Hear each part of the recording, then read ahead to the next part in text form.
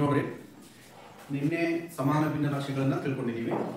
ಇವತ್ತು ಸಮಾನ ಭಿನ್ನ ರಾಶಿ ಹೌದು ಅಥವಾ ಅಲ್ಲೋ ಅನ್ನೋದನ್ನು ತಿಳ್ಕೊಳ್ಳೋದು, ಚೆಕ್ ಮಾಡೋದು. ಸಮಾನ ಭಿನ್ನ ರಾಶಿ ಇದು ಹೌದು ಅಲ್ಲೋ ಅನ್ನೋದನ್ನ ಚೆಕ್ ಮಾಡೋದು. ಸಮಾನ ಭಿನ್ನ ರಾಶಿ ಬರಬೇಕಾದ್ರೆ ಏನು ಮಾಡೋದು? ಅಂಶ ಮತ್ತು ಛೇದವನ್ನ ಒಂದೇ ಮಗ್ಗಿಯಿಂದ ಗುಣಾಕಾರವನ್ನ ಮಾಡೋದು. ಅಂಶಕ್ಕೂ 2ರಿಂದ ಗುಣಾಕಾರ ಮಾಡಿದ್ರೆ ಛೇದವನ್ನು 2ರಿಂದನೇ ಗುಣಾಕಾರ ಮಾಡೋದು. 3ರಿಂದ ಮಾಡಿದ್ರೆ ಅಂಶವನ್ನು 3ರಿಂದ ಮತ್ತು ಛೇದವನ್ನು 3ರಿಂದ ಮಾಡಿದ್ರೆ ನಮ್ಗೆ ಏನು ಸಿಗುತ್ತೆ? ಸಮಾನ ಭಿನ್ನ ರಾಶಿ ಸಿಗುತ್ತೆ. ಈಗ ಇಲ್ಲಿ 2 ಭಿನ್ನ ರಾಶಿಯನ್ನ ಕೊಟ್ಟೋದು. 5ನೇಯ 3, 30ನೇಯ 18 ಇವೆರಡೂ ಭಿನ್ನ ರಾಶಿಗಳು ಸಮ ಅದಾವು ಇಲ್ಲೋ ಅನ್ನೋದನ್ನ ತಿಳ್ಕೋಬೇಕು. ಆನಂತರ 7ನೇಯ 2, 21ನೇಯ 7 ಇವು ಎರಡೂ ಭಿನ್ನ ರಾಶಿ ಸಮ ಅಥವಾ ಇಲ್ಲ ಅನ್ನೋದನ್ನ ತಿಳ್ಕೊಳ್ಳೋದು.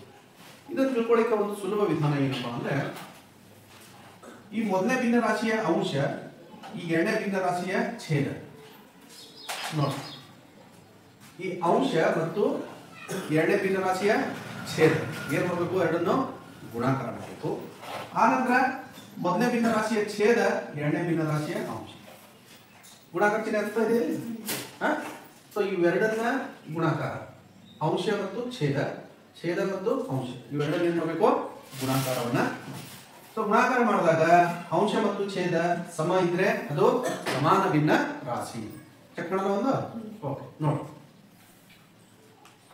3ರಿಂದ 30, 33ಲೆ 90, 33ಲೆ ಎಷ್ಟು ಹೇಳ್ರಿ? 90. ಸಮ ಇರ್ಬೇಕಂದ್ರೆ ಏನ್ ಮಾಡ್ಬೇಕು? ಈಗ ಮತ್ತೊಮ್ಮೆ ಗುಣಾಕಾರ ಮಾಡುವಂತ ಛೇದದಲ್ಲಿ ಏನಿರ್ಬೇಕು? ಅದು 90 ಆಗಿರ್ಬೇಕು. ಬೇರೆ ಹೆಚ್ಚು ಕಮ್ಮಿ ಏನಾದ್ರು ಆದ್ರೆ ಅದು ಸಮಾನ ಭಿನ್ನ ರಾಶಿ ನೋಡೋಣ. 18ಲೆ 90, 18ಲೆ 90. ಹಾಗಾದ್ರೆ ಈ ಕೊಟ್ಟಿರುವಂತ 5ನೇ 3 ಮತ್ತು 30ನೇ 18 ಎರಡೂ ಭಿನ್ನ ರಾಶಿಗಳೇನಿದ್ದಾವೆ? ಇವು ಸಮನಾಗಿವೆ. ಇವೆರಡೂ ಭಿನ್ನ ರಾಶಿಗಳೇನಿದು? ಸಮಾನ ಭಿನ್ನ ರಾಶಿ. ಈಗ ಇದನ್ನು ನೋಡೋಣ. 2ನೇ ಭಿನ್ನ ರಾಶಿ ನೋಡೋಣ. ಈ ಅಂಶ ಮತ್ತು ಈ ಛೇದಕ್ಕೆ ಮೂಲಕ ಗುಣಾಕಾರವನ್ನು ಮಾಡೋಣ. ಈ ಛೇದ ಮತ್ತು ಈ ಅಂಶಕ್ಕೆ ಮೂಲಕ ಗುಣಾಕಾರವನ್ನು ಮಾಡೋಣ. 21 2 42 ಕರೆಕ್ಟಾ?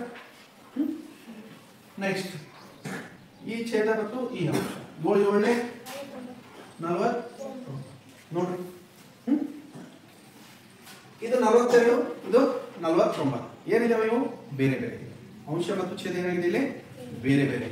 ಆದ್ದರಿಂದ ಇದು ಸಮಾನ ಭಿನ್ನ ರಾಶಿ, ಇದು ಸಮಾನ ಭಿನ್ನ ರಾಶಿ ಅಲ್ಲ.